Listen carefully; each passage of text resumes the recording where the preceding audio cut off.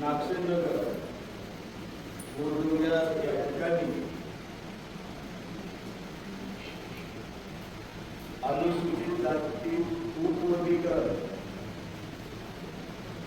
याच्या विरोधात हादगाव तहसीलवर एक महामोर्चाचं आयोजन करण्यात आलेलं आहे। त्या संदर्भात एक मोर्चाची तयारीचा भाग, एक जागृतीचा भाग म्हणून या ठिकाणी बैठकीचं आयोजन करण्यात आलेलं आहे। या ठिकाणी जी 16 जुलै 2026 ला आपलं महाबौद्ध विहार हादगाव या ठिकाणी एक बैठक घेऊन तालुकास्तरीय त्या ठिकाणी तालुकास्तरीय संयोजन समिती नेमली। त्या संयोजन समितीचे आज या ठिकाणी उपस्थित असलेले विश्वनाथ गिरबिडे, सिंगमदेव ढगे, राज्यपाल सावंत, रुपेश गिरबिडे, विशाल गोळेकर, दिलीपराव गंधारे, संदीप लोणे, नारायण बहादुरे, कैलासराव या ठिकाणी फक्त एवढं मला सांगायचं आहे, आपल्याला कदाचित माहित असेल 1 ऑगस्ट 2024 ला सुप्रीम कोर्टाचे तत्कालीन मुख्य न्यायाधीश DY चंद्रचूड आणि 6 जणांच्या खंडपीठाने निर्णय दिला, अनुसूचित जातीमध्ये उपवर्गीकरणाचा। आपल्याला माहित असेल सुप्रीम कोर्टाचा निर्णय म्हणजे हा भारताचा कायदा असतो आणि पहिल्यांदा सुप्रीम कोर्टाने अनुसूचित जाती आणि जमातीमध्ये तुकडे पाडण्यासाठी परवानगी दिलेली आहे। आपण अगोदर 59 जाती 13% आरक्षणामध्ये दावा ठोकत होतो, पण आता जे जजमेंट आलेलं आहे त्याचं पहिल्यांदा आपण हे लक्षात घेतलं पाहिजे, हा निर्णय देताना बौद्धाला टार्गेट करून आणि बौद्धाला समोर ठेवून हा निर्णय दिलेला आहे। यामध्ये अशी पॉलिसी आहे की ड म्हणजे शेवटी बौद्धाला शेवटी ठेवायचं, ए गटाला सर्वात जास्त आरक्षण, त्याच्यापेक्षा थोडं ब ला, त्याच्यापेक्षा कमी सी ला आणि शेवटी ड। आणि मला वाटतं धर्मकार आणि बौद्ध समाजातून हा निर्णय दिलेला आहे। माझ्या मतानुसार असं जर केलं तर आपल्याला जवळपास 2% आरक्षण भेटेल, 13% आपलं फार झालं, कारण आपली गणना प्रगत जातीमध्ये होईल। आजही आपण जर खेड्यात फिरलो तर बोधवड्यांची, चर्मकार बांधवाची अवस्था अत्यंत वाईट आहे।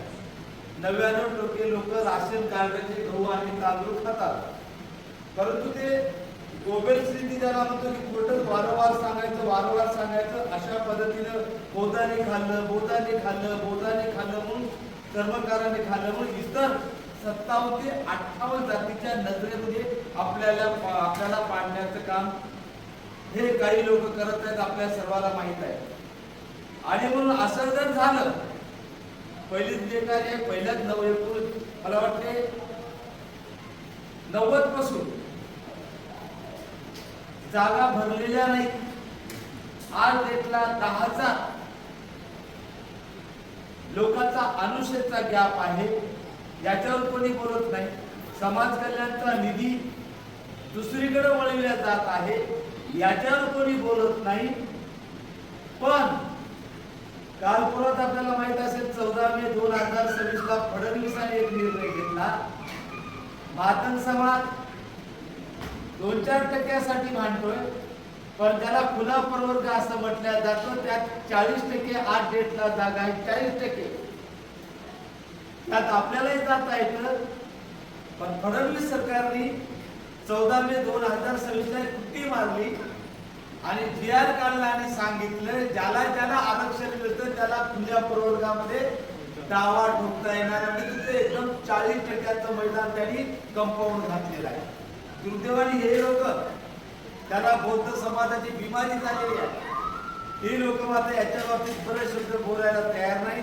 असो, संविधानापेक्षा काही मोठं नाही। संविधान तयार होत असताना बाबासाहेबांच्या ज्या डिबेट झालेल्या आहेत, बाबासाहेबांनी अख्ख्या संविधानामध्ये आरक्षणाच्या तुकडे पाडायला परवानगी दिलेली नाही. आज डेट पर्यंत जजमेंट जर सोडलं तर म्हणजे आधी फोडायचं आणि मग झोडायचं. उद्या आरक्षणाच्या बाबतीत काय जाते, 59 जातीत तुटून पडायच्या, मग विभागणी करायची, एका जातीला जवळ करायचं, बाकीला संपविण्याचं काम करायचं. त्याचं पहिलं टार्गेट आहे बौद्ध समाज आणि 2 क्रमांकावर आहे चर्मकार समाज. आणि मग 13% मैदान असताना आज प्रचंड बेकारी आहे. आणि मग आता जर तुकडे पडले तर 100% आपल्याला ड मध्ये टाकणार आहे, लक्षात घ्या. कारण तुम्ही जे संबंध सोशल मीडियाच्या माध्यमातून जे वातावरण बघतात की टार्गेट कोणाला केल्या जात आहे. आणि म्हणून आपल्याला कदाचित माहित असेल नसेल, सुप्रीम कोर्टाचा निर्णय म्हणजे अंतिम निर्णय नाही. सुप्रीम कोर्टाचा निर्णय संसद बदलू शकतं आणि सुप्रीम कोर्टाचा निर्णय सुप्रीम कोर्टच बदलू शकतं. जसं 15 नोव्हेंबर 2004 ला ईव्ही चिन्ह या प्रकरणात एन संतोष हेगडे आणि 5 जजच्या खंडपीठाने निर्णय दिला होता. एससी आरक्षणात तुकडे करता येत नाही, त्यांचा निर्णय सुप्रीम कोर्टाने बदलला 1 ऑगस्ट 2024 ला. म्हणजे भविष्यात हाही निर्णय सुप्रीम कोर्ट बदलू शकतं, संसद बदलू शकतं. आणि आपण जर राज्य शासनावर जर दबाव टाकला मोर्चाच्या माध्यमातून तर हे जे उपवर्गीकरण आहे ते होणार नाही. कारण सुप्रीम कोर्टाने उपवर्गीकरण करा असं जजमेंट दिलं नाही. तर सुप्रीम कोर्ट म्हणतं जर राज्य शासनाची इच्छा असेल, म्हणजे सुप्रीम कोर्टाने एससी तुकडे पाडायला अनिवार्य केलं नाही, बंधनकारक केलं नाही. जर राज्य शासनाची इच्छा असेल त्याला परवानगी देईल, मग ठरवायचं राज्य शासनाने, सुप्रीम कोर्टाने. आणि मग मी आपल्या सर्वांना विनंती करतो की अशा लढाईमध्ये उद्या आपल्या लेकरबाळाचा प्रश्न आहे, प्रचंड बेकारी आहे. आणि आता जर अपकरण जर झालं तर पुन्हा शक्य नाही. म्हणून आपल्या जेवढ्या महिला आहेत त्या सगळ्यांनी लेकरबाळासहित हात जोडून मी आपल्या विनंती करतो. आपल्याला त्या आपल्या माझ्या मताने फार झालं, तुम्हाला कदाचित माहित नसेल, आपण हवे होतो. आपल्याला काय भास होते माहिती आहे का, नागशेर नैपुदाचे सुधारले वाटा. अरे बाबा, नागशेर नगरमध्ये एक येऊन जमा झाली यायचं, हे लक्षात घे ना. काय वाटते आपल्याला नागशेरामध्ये किती कर्मचारी आहेत, ते तालुक्याचे सगळे होते हे विचारात घ्या की तुम्ही. मग तालुक्याची लोकसंख्या काढा, किती आहे तुम्ही. तुम्हाला कदाचित माहित असेल नसेल, आपल्या नोकरीमध्ये प्रमाण आहे 0.920 हजार झाल्याने 1% होते. लक्षात घ्या. म्हणजे 8 गटीला आपण प्रशासनामध्ये 1% ही नाही, लक्षात घ्या. सांबार बांधवाला टार्गेट केलं जातं. सांबार बांधव किती आहे, 0.941. आपण 24थ्या क्रमांकाला आहोत. आपल्या नंतर मातक आहे. मातका तर आपल्यात काही पॉईंटचा फरक आहे. असो, हा स्टडीचा विषय नाही.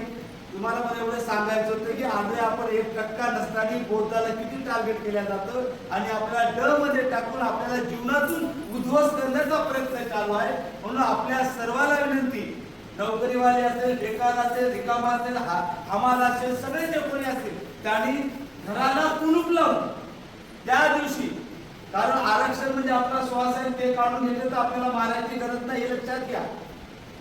म्हणून येणाऱ्या 7 तारखेला 7 ऑगस्ट 2026 ला हातगाव येथे आझाद चौक पासून आपला भव्य शासनावर दबाव टाकण्यासाठी आणि उपवर्गीकरण होऊ नये, तुकडे पाडू नये म्हणून ऐतिहासिक मोर्चा आहे. म्हणून आपल्या सर्वांवर जबाबदारी, आपण समाजाचे घटक आहात, आपल्या जीवनमरणाचा प्रश्न आहे. म्हणून प्रत्येकाने माझं काम आहे, माझ्या लेकराचं भवितव्य आहे, त्या उद्याच्या चिऱ्या पिढ्याचं भवितव्य समजून प्रत्येकाने घराला कुलूप लावून लेकरा बाळासहित आपण 7 तारखेच्या मोर्चाला 11 वाजता आझाद चौक इथं उपस्थित राहावं. तसंच 9 तारखेला 7 ऑगस्ट आणि 9 ऑगस्ट नांदेडला सुद्धा उपवर्गीकरण होऊ नये म्हणून त्याच ठिकाणी सुद्धा ऐतिहासिक मोर्चा आयोजित करण्यात आलेला आहे. ITI पासून निघायचं आणि कलेक्टर ऑफिसला विसर्जन आहे. 7 तास झाल्या, 9ला माझी सामाजिक बांधिलकी म्हणून मोर्चात उपस्थित राहावं. नांदेडला जमत नसेल, काही असतील येतं तर काही अडचण नाही. ज्याला जमत असेल त्याने सर्वांनी नांदेडला यावं. मात्र येतं, हातगावच्या बाबतीत तडजोड नाही. सर्वांनी घराला कुलूप लावून 7 तारखेला आपण सर्वांनी यावं एवढी मी आपणास विनंती करतो. आणि या ठिकाणी मी जे काय बोललो सगळ्या संयोजन समितीच्या वतीनं बोललेलो आहोत.